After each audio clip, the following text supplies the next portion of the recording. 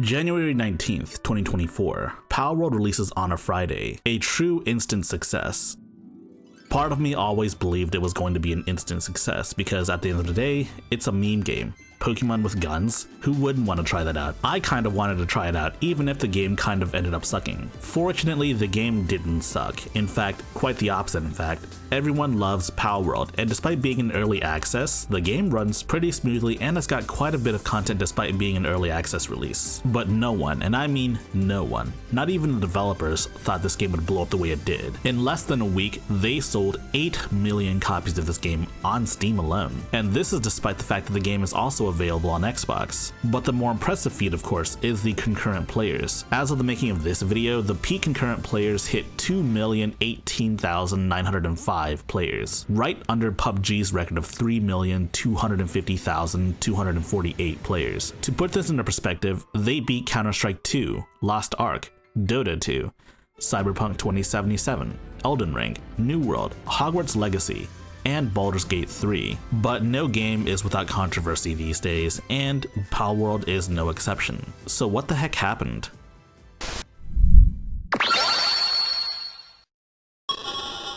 First, we have to go back to 2021. The game was announced, and if you look at the graphics, it looks very different compared to what we have now. But a lot of the creature designs have remained the same. In a fairly recent blog post by Pocket Pair, the game was seemingly built from scraps. Having read some of the stories about development, I can't confirm whether or not any of these are true enough, but they sound insane. According to a blog post translated into English from Japanese, they initially had no experience with creating models in-house as opposed to just buying them on Unity.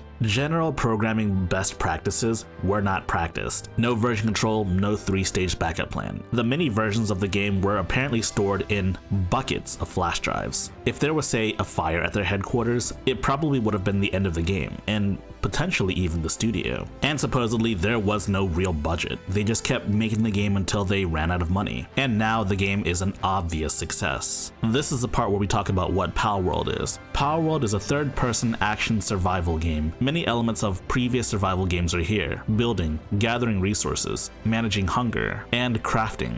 It's all here. But the main standout feature here are, of course, the pals. You capture pals and you adventure with them, or you can have them set to a base and have them automate tasks for you. And in this world, you have several towers to conquer, each with its own unique boss. But wait a second, these pals look kind of familiar. And you certainly wouldn't be the first. Every time I talk about Palworld, and specifically the creatures in Palworld, I oftentimes refer to them as Pokemon.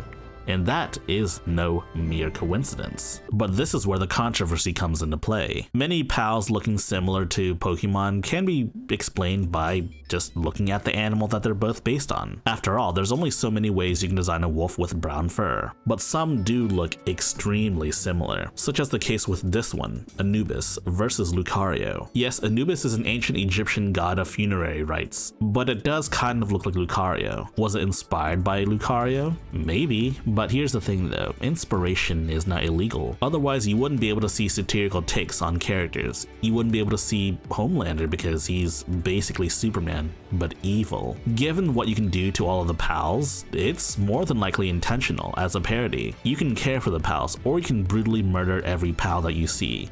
Or you can force them into sweatshops, butcher them for meat. Or in some cases, you can use them as weapons. And of course, there's human trafficking and also endangered pal trafficking. Whether or not this game is just pure black comedy or just a satirical take on what would happen if Pokemon were in fact real, but neither are really that relevant to the point. The point I'm trying to make is that taking inspiration from Pokemon is not necessarily illegal. Some may call it being creatively bankrupt, but being creatively bankrupt isn't actually illegal either, believe it or not. So there have been at least 2 major controversies. First and foremost was when people accused this game of using AI. As of the making of this video, there is yet to be any true evidence that the game uses AI. Yes, the CEO is interested in AI technology, and yes, they made a game where the core gameplay mechanic is in fact making use of an AI. But that's not necessarily evidence that they used AI for Palworld. I mean, they were so proud to make a game that centers around using AI. I mean, there's no reason for for them to hide the fact that they would use AI in Palworld if they did, right?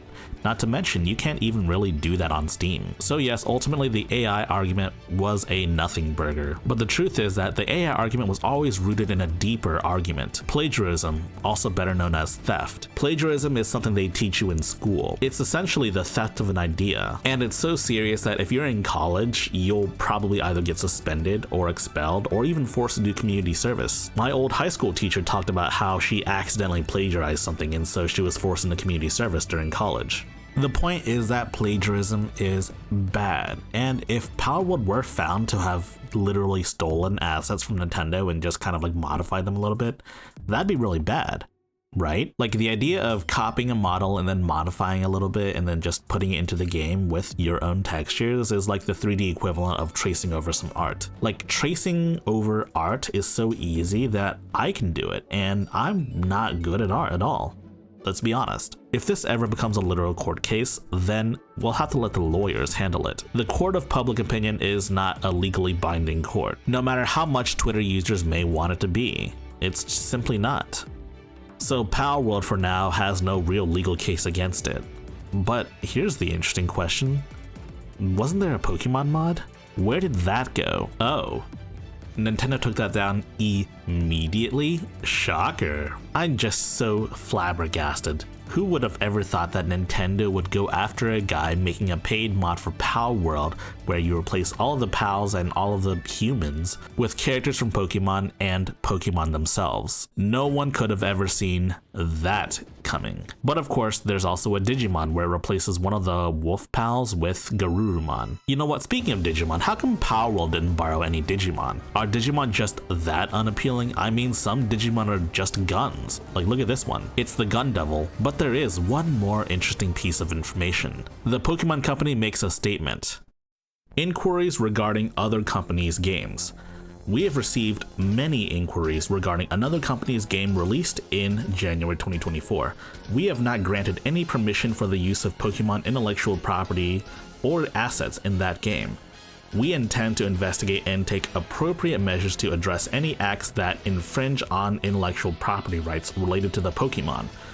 We will continue to cherish and nurture each and every Pokemon and its world, and work to bring the world together through Pokemon in the future. The Pokemon Company. Such an ominous statement.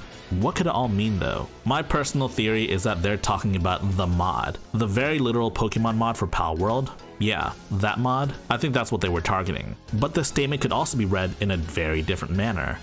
Maybe they're investigating Palworld and seeing if Palworld actually stole any assets. If anyone can figure that out, it would be Nintendo and the lawyers. Honestly, I haven't been this excited for a climactic showdown since Jujutsu Kaisen Season 2 ended. This has to be the single craziest week of gaming we've had in quite some time now. And not just Palworld, there's also been a bunch of layoffs and stuff too, but we'll have to address that in a future video. Personally, I don't think anything's gonna happen. I don't think anything is gonna come out of this. I think the more likely thing that's gonna happen is that Nintendo releases the Nintendo Switch 2 and then Pocket Pair ports Palworld onto the Switch 2. And you can play both Palworld and Pokemon on the same system. Like, I don't know why no one thought of this, but that sounds like the more likely solution because Palworld gets to continue to exist and also gets a bunch of new customers, and Nintendo gets like 30% of all revenue made, making them a handsome chunk of money. But the internet doesn't want to see that. The internet demands fights, and they demand a winner. And if stuff does happen in court, I'll be there to talk about it. But if nothing happens, then this is probably going to be the last Palworld video I make. At least until the game fully releases or has a massive Steam Deck update. If you like this video, please press the like button and check out our other videos. And if you like those other videos as well, be sure to press the subscribe button and share the good gospel of high-tech lowlife with your friends. Furthermore, we have a community Discord for enlightened individuals such as you. And if you wish to further support high-tech lowlife, be sure to check out our Patreon page. Links in the description.